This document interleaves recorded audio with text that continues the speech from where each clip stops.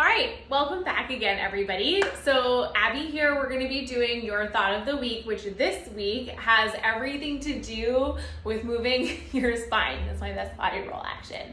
Okay, so whether you're gonna take that to the dance floor or in your workout, your Pilates practice, having a nice mobile spine, super important to staying healthy, to staying pain-free in that lower back or mid-back area. So we're gonna work on that today. Let's start on hands and knees.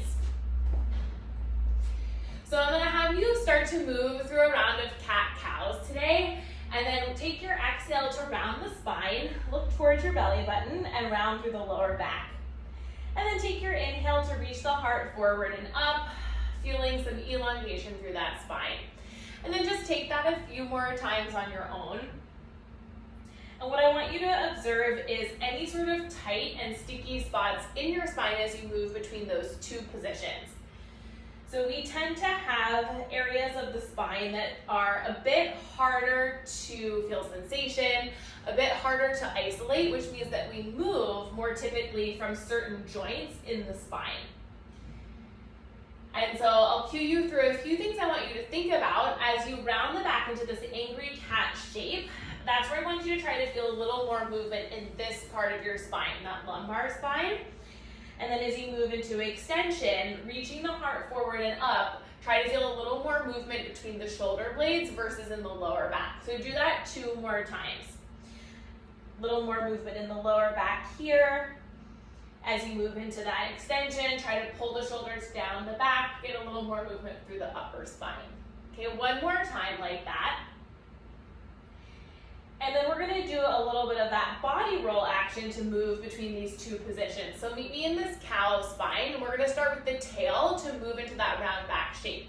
So tuck the tailbone underneath you, pubic bone towards your navel. Thinking about moving bone by bone by bone to make your way into that angry cat shape. So the chin will come towards the chest last. Now go again, leading with the tail to move into that cow shape. Moving through the lower, middle, upper spine, head will come up last. So do that twice more. And again, you're really gonna feel those tight spots. So you might notice for me that about in this range, that's the hardest spot for me to isolate and articulate. And instead of moving bone by bone, that's where I tend to kind of move the whole spine in one chunk and in one piece. So close your eyes if that's helpful for you. Think about finding more connection to your abs. All those things are gonna help you as we take this last one. Seeing if you can get a little bit more segmentation each time. And then find yourself in your neutral spine, right in between that cat and cow. We're gonna tuck the toes, lift those knees away from the floor. Take a breath in here. You're in that nice long spine. With your exhale, spine stays long. Bring the heels down, lift the hips up so you're in this like downward facing dog position.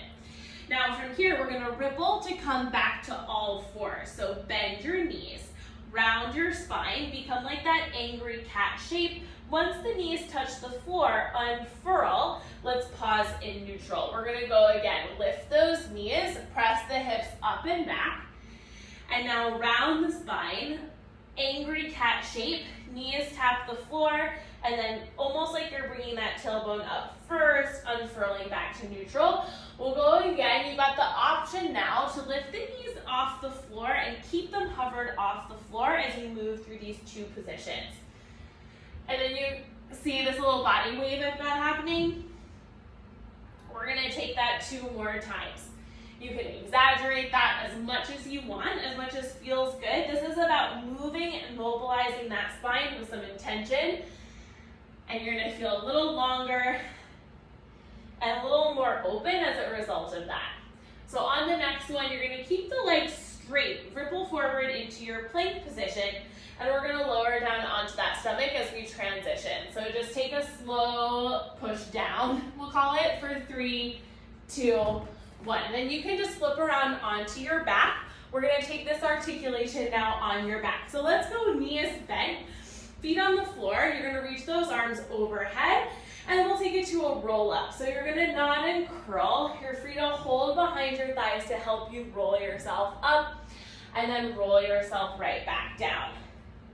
You can Either pause with the arms towards the ceiling or take them overhead, whatever helps you feel that sensation of length at the bottom. And hands can stay either behind your thighs or they can free float. Whatever, again, gives you that sensation of rolling through each of those vertebrae. And you'll notice that the lower back is really hard to round and get that articulation going in this movement. So that's where that work we just did is gonna come into play and help you get hopefully a little bit more mobility through that lower back. That way the hip flexors get to turn off a bit and you'll feel a little more work through those abs. Okay, so now we'll come all the way onto your back. You're gonna stay on your back, bring the heels a little closer to you, and we're gonna take a roll up hip bridge. So feet parallel, push into the feet, articulate through the spine to lift the hips into a bridge. Pausing at the top, make sure you're in a hollow body shape versus this like arched bridge. We wanna keep the front abs hollow so the glutes have a chance to kick on. And then we'll keep the glutes on as we lower the hips down. So let's take that 3 more times.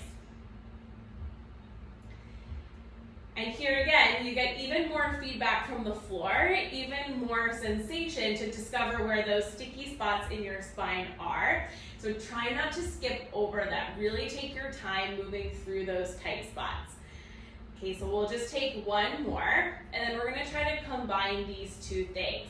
So you're gonna go from your bridge, lowering those hips down into your roll up, nod and curl, and bring yourself up.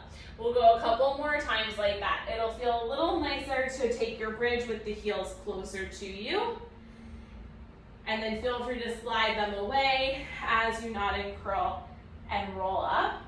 A little more advanced, you can take the arms away from you and away from the floor. Whoop, that was a bad one on me. Tuck that pubic bone up, round through the lower back. I wanted to skip that part. So just notice for yourself where your body does that. Slow it down, use your breath, and take your time to move through those tight spots.